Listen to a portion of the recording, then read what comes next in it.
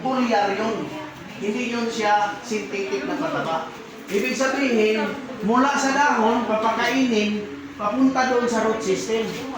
Pag synthetic, yung tinatawag na pataba, broadcast yun, pasabog. Saan yun? Mula sa lupa, papunta sa root system. So magkaiba ang function nila doon. Pero kaya ito ang kailangan ng halaman kahit anong tanim. Kasi pag magkasakit siya, hindi mo naman pwede tatapunan ng synthetic kasi mainit yung mamamatay naman. Pero pag ito ang tinitira mo nito, nag-insecticide ka na, nag-pesticide ka na, Nagpataba ka pa. nagpapataba ka pa, kasi sa dahon siya dumaan, papunta ng root system. Kaya pag open territory tayo, pag maraming mga insekto, marami itong dumadapo doon, hayaan mo lang siya. Alam mo kung bakit? Hindi siya makapenetrate doon kasi malakas ang immune system ng tanim mo. At saka sa palay, yung stem wall niya, papatigasin dito. Kasi mataas ang calcium ang boron niya, yun ang kailangan ng halaman. Bibirahin yun kahit sa pusa, mais, kahit ano. Bibirahin niya yun, makauna siya kahit sa damo. Kasi pag sinabugan mo kagad ng fertilizer, synthetic, ang mangyari doon, halimbawa 15 days o 15 days to 15 days yung palayan mo, pagsabog doon sa fertilizer, hindi pa yun siya prepare na kumakain kasi baby stage pa siya. Nursery stage pa yun siya. At saka pangalawa, ang recovery pa siya dahil doon sa lipat tanim. Nakuha natin yung punto. Di ba? Dinalaslas natin siya, sir. Pagkatapos lipat tanim. So 1 week pa yung tinatawag niya doon na recovery stage siya. Bago pa lang nagkukat eh. Yes, sir. Ngayon, pagtapunan mo ng 4 na sako na pataba, kumusta naman doon? Kakain kaya yun? Hindi pa. Hindi pa. Hindi. Kaya ang damo dumadami kasi ang damo na-prepare. Ang damo doon kagigising niya. Pagkatapos pinapunan mo, nasa lubong yung pagkain na too much nitrogen.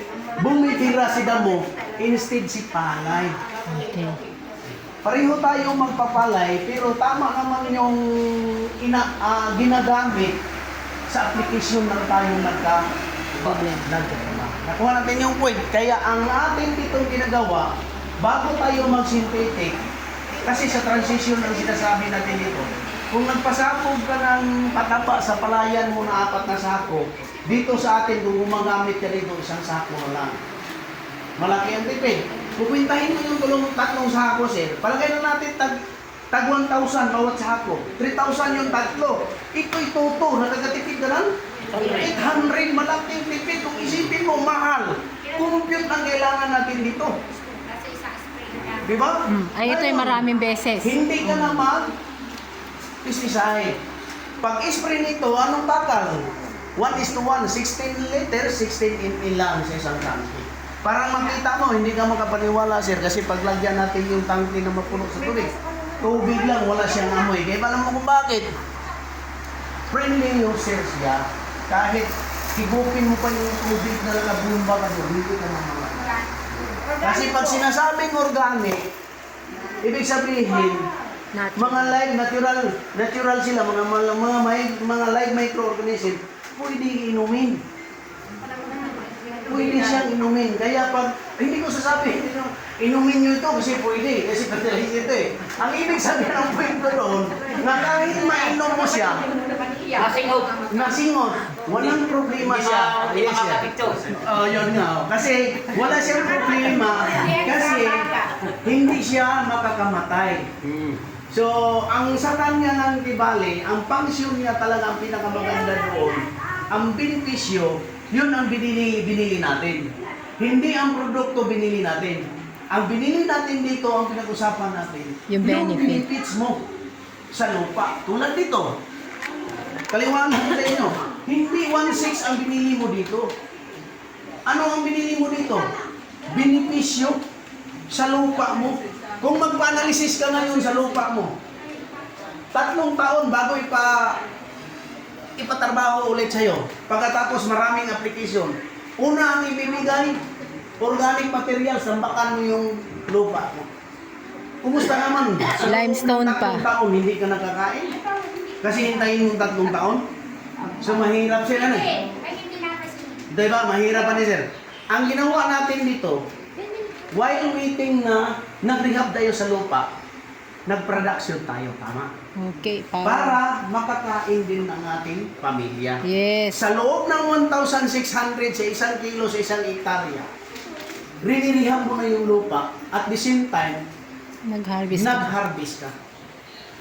Pagdating ng 4 na season, 100% din yung sinasabi ni ma'am na 3, isa na lang sa isang hektarya. Kung nag-4 ka na sa pataba mo, kalahating sako ka na lang. Unti-unti natin Pero, ang part- pero mapuno partner. natin sa organic materials, zero na talaga tayo, 100% organic ka na. Yung palay at bigas mo, napakaganda, tulad ng mga bata. Nagdidi ng nanay, inaalagaan ng maayos, pero sinusubuan mo ng palay na puno sa kaso.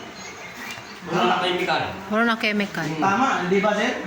Pero, partner, Isipin, excuse pero me. Dito na tayo ngayon. Excuse me.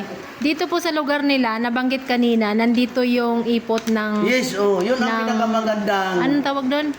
Paniki. Ang mga kabagayan. Pag yan po inilagay ninyo sa palayan ninyo, tapos nilagay nyo nito, hindi nyo na Tapos po yung- kailangan ng synthetic. Yung Yung dumi ng baboy. Tapon nyo sa palayan nyo, pagkatapos i-spray nito.